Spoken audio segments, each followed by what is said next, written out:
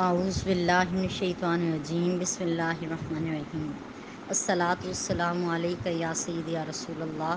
وعلی آلک وصحابک یا سیدی یا نبی اللہ۔ اعوذ باللہ من الشیطان الرجیم، بسم اللہ الرحمن الرحیم۔ سورہ آل عمران کی آیت نمبر 181 ہے، 181۔ بسم اللہ الرحمن الرحیم۔ لقد سمع اللہ قول الذین قالوا ان اللہ فقیر ونحن اغنیاء سنکتب ما قالوا وقتلهم الانبیاء بغیر حق ونقول ذوقوا عذاب الحریق۔ لقد سمع اللہ، بے شک اللہ تعالیٰ نے سن لیا، قول الذین قالوا، ان لوگوں کا قول جنہوں نے کہا، ان اللہ فقیر، بے شک اللہ تعالیٰ تو فقیر ہے، نعوذ باللہ، ونحن اغنیاء، اور ہم غنی ہیں، سنکتب ما قالوا، عن قریب ہم لکھ لیں گے جو انہوں نے کہا، وقتلهم الانبیاء بغیر حق، اور انہوں نے نبیوں کو ناحق قتل کیا، یہ بھی لکھ لیں گے، وَنَقُولُ ذُوقُوا عَذَابَ الْحَرِيقِ، اور ہم پھر ان سے کہیں گے کہ دوزخ کی آگ کا عذاب چکھو، ذَلِكَ بِمَا قَدَّمَتْ أَيْدِيكُمْ وَأَنَّ اللَّهَ لَيْسَ بِظَلَّامٍ لِّلْعَبِيدِ، یہ تمہارے ان اعمال کی سزا ہے جو تم اپنے ہاتھوں آگے بھیج چکے ہو، اور بے شک اللہ تعالیٰ اپنے بندوں پر ظلم کرنے والا نہیں ہے۔ اعوذ باللہ من الشیطان الرجیم، بسم اللہ الرحمن الرحیم۔ یہ میں نے آیت نمبر 181 اور 182 کا ترجمہ آپ کے سامنے کر دیا ہے۔ آئیں اس کا شان نزول دیکھتے ہیں۔ اللہ تعالیٰ ارشاد فرماتے ہیں، بے شک اللہ نے ان لوگوں کا قول سن لیا جنہوں نے کہا تھا کہ اللہ فقیر ہے اور ہم غنی ہیں۔ حضرت ابن عباس رضی اللہ تعالیٰ عنہما بیان کرتے ہیں کہ حضرت ابو بکر صدیق رضی اللہ تعالیٰ عنہ بیت المدارس گئے، آپ نے دیکھا وہاں بہت سے یہودی فنحاس کے گرد جمع تھے۔ یہ فنحاس شخص جو تھا وہ یہودیوں کا بہت بڑا عالم تھا۔ حضرت ابو بکر صدیق رضی اللہ تعالیٰ عنہ نے فنحاس سے کہا، اے فنحاس، تم پر افسوس ہے، تم اللہ سے ڈرو اور اسلام قبول کر لو۔ تم کو معلوم ہے کہ سیدنا محمد صلی اللہ تعالیٰ علیہ وآلہ وسلم اللہ تعالیٰ کے رسول ہیں، اور وہ اللہ کے پاس سے دین برحق لے کر آئے ہیں جس کو تم تورات اور انجیل میں لکھا ہوا پاتے ہو۔ فنحاس نے کہا، باخدا اے ابو بکر، ہمیں اللہ کی کوئی حاجت نہیں، نعوذ باللہ، بلکہ اللہ ہمارا محتاج فقیر ہے، ہمیں اس سے فریاد کی ضرورت نہیں، بلکہ وہ ہم سے فریاد کرتا ہے اور ہم اس سے مستغنی ہیں، یعنی غنی ہیں۔ اگر اللہ ہم سے مستغنی ہوتا تو ہم سے قرض طلب نہ کرتا، جیسے کہ تمہارے پیغمبر کہتے ہیں وہ ہم کو کہ کون اللہ کو قرض حسنہ دے گا، اور وہ اللہ ہمیں سود سے منع کرتا ہے اور خود ہم کو سود دیتا ہے۔ اگر اللہ غنی ہوتا تو ہم کو سود نہ دیتا۔ حضرت ابو بکر صدیق رضی اللہ تعالیٰ عنہ یہ سن کر غضبناک ہوئے اور فنحاس کے منہ پر زور سے ایک تھپڑ مارا اور فرمایا، باخدا اگر ہمارے اور تمہارے درمیان معاہدہ نہ ہوتا تو میں تمہاری گردن اڑا دیتا۔ فنحاس نبی کریم علیہ السلام کے پاس چلا گیا اور حضرت ابو بکر صدیق رضی اللہ تعالیٰ عنہ کی شکایت کی۔ رسول اللہ صلی اللہ علیہ وآلہ وسلم نے حضرت ابو بکر صدیق رضی اللہ تعالیٰ عنہ سے پوچھا، تم نے اسے تھپڑ کیوں مارا؟ حضرت ابو بکر صدیق رضی اللہ تعالیٰ عنہ نے بتایا کہ اس نے اللہ تعالیٰ کی شان میں گستاخی کی اور کہا اللہ فقیر ہے اور ہم غنی ہیں، اس وجہ سے میں نے غضبناک ہو کر اس کو تھپڑ مارا۔ فنحاس نے اس کا انکار کیا اور کہا، میں نے یہ نہیں کہا تھا،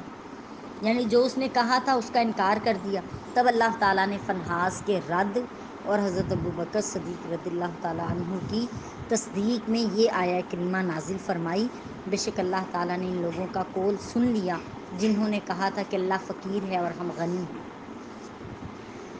اس سے پہلی آیتوں میں اللہ تعالیٰ نے مسلمانوں کو اللہ کی راہ میں جان اور مال خرچ کرنے کا حکم دیا تھا۔ اب اللہ تعالیٰ نے اسلام کے خلاف یہودیوں کے شبہات کے جواب دیے ہیں۔ ان کا ایک شبہ یہ تھا کہ اللہ مسلمانوں سے قرض مانگتا ہے، اللہ معاف فرمائے، اور اس پر اصل رقم سے زیادہ اجر دینے کا وعدہ فرماتا ہے۔ اس طرح یہ سود ہے اور مسلمانوں کو خود وہ سود سے منع کرتا ہے اور خود اللہ تعالیٰ ان کو سود دیتا ہے۔ نیز اس کا قرض مانگنا اس کی محتاجی کو ظاہر کرتا ہے، اللہ معاف فرمائے۔ سو سیدنا محمد صلی اللہ علیہ وسلم جس خدا کی دعوت دے رہی ہیں وہ عبادت کے لائق نہیں ہیں۔ اس کے اس شبے کا جواب یہ ہے کہ اللہ تعالیٰ مالک علل اطلاق ہے اور تمام مخلوق اس کی مملوک ہے، یعنی اللہ جو لاگو کرنا چاہے، جو حکم دینا چاہے وہ دینے کا حق رکھتا ہے، اختیار رکھتا ہے، قادر ہے اس پہ، اور ساری مخلوق اس کی مملکت میں شامل ہے، اس کی مخلوق میں شامل ہے،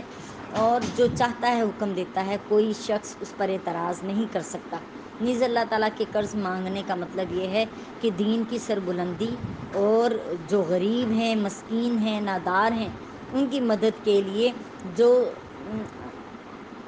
صاحب استطاعت لوگ ہیں، یعنی جن کو اللہ نے مال اسباب دیا ہوا ہے، وہ اللہ کی راہ میں خرچ کریں، اور جو کچھ دنیا میں وہ خرچ کریں گے اللہ تعالیٰ ان کو 10 گنا، 700 گنا یا اس سے بھی زیادہ ثواب عطا کرے گا۔ نیز مال انسان کو طبیعتاً بہت محبوب ہوتا ہے، اور جب وہ اللہ کے حکم پر مال خرچ کریں گے تو ان کا دعویٰ ایمان سچ ثابت ہوگا۔ نیز مال کو خرچ کرنے سے انسان کے دل سے مال کی محبت کم ہوگی اور دنیا سے بے رغبتی پیدا ہوگی، غریبوں اور مسکینوں کی محبت اور ان کی دعائیں حاصل ہوں گی، اور یہ بہت عظیم نفع ہے۔ فنحاس جو تھا وہ یہودی تھا، اس نے اسلام پر اعتراض کرتے ہوئے الزام لگایا تھا کہ اسلام کے نظام زکوٰۃ، صدقہ خیرات کے احکام سے اللہ کا فقیر ہونا لازم آتا ہے، اللہ معاف فرما دے۔ اللہ تعالیٰ نے اس پر گرفت کرتے ہوئے اس پر الزام لگایا ان یہودیوں کے بارے میں کہ تم نبیوں کو پھر ناحق قتل کیوں کرتے تھے، اور ایک ان کی جو واضح برائی تھی ان کو بیان کیا کہ اور ان پر ان کی گرفت کی کہ ہر چند کے قتل ان کے آباء و اجداد نے کیا تھا، لیکن کیونکہ یہ اپنے آباء و اجداد کے اس فعل پر راضی تھے اس لیے ان کو اس فعل کا مخاطب بنایا گیا ہے۔ اس آیت سے معلوم ہوا کہ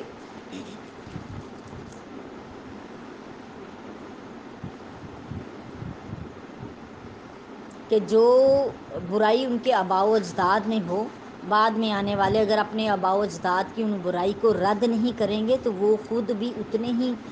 گنہگار ہوں گے، اور اگر ان کی تقلید کریں گے کہ ہمارے بڑوں نے یہ کیا ہے ہم نے بھی یہی کرنا ہے، تو وہ بھی اسی طرح جو ہیں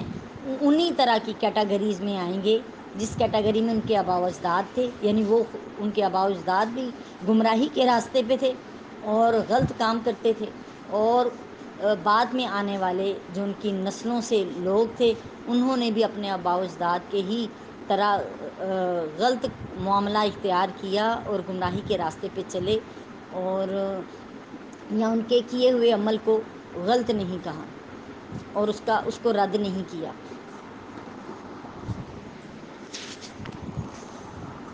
حضرت ابوبکر صدیق رضی اللہ تعالیٰ عنہ کے حوالے سے حافظ عماد الدین اسماعیل بن عمر بن کثیر تفسیر ابن کثیر میں بیان کرتے ہیں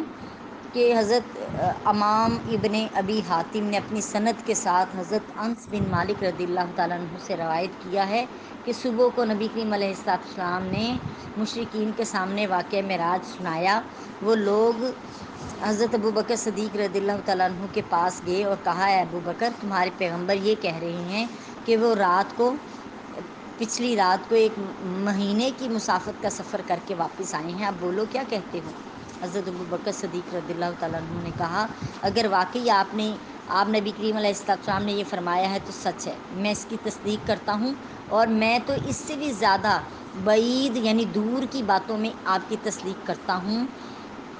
آپ آسمانوں سے آنے والی خبریں بیان کرتے ہیں اور میں ان کی تصدیق کرتا ہوں۔ اسی دن سے حضرت ابوبکر صدیق رضی اللہ تعالیٰ عنہ کا نام بھی صدیق پڑ گیا۔ جب تمام مشرکین رسول اللہ صلی اللہ علیہ وسلم کے سفر معراج کا انکار کر رہے تھے تو سب سے پہلے حضرت ابوبکر صدیق رضی اللہ تعالیٰ عنہ نے اس کی تصدیق کی تھی، اور جب فنحاس نے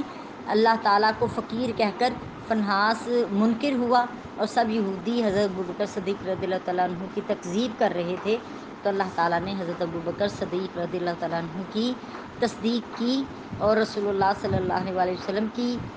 جو حضرت ابوبکر صدیق رضی اللہ تعالیٰ عنہ نے تصدیق کی تھی اس کا بدلہ اتار دیا۔ اللہ تعالی ہمیں سمجھنے کی اور عمل کی توفیق عطا فرمائے۔ وما علینا الا البلاغ المبین۔ صدق اللہ العظیم۔ السلام علیکم ورحمۃ اللہ وبرکاتہ۔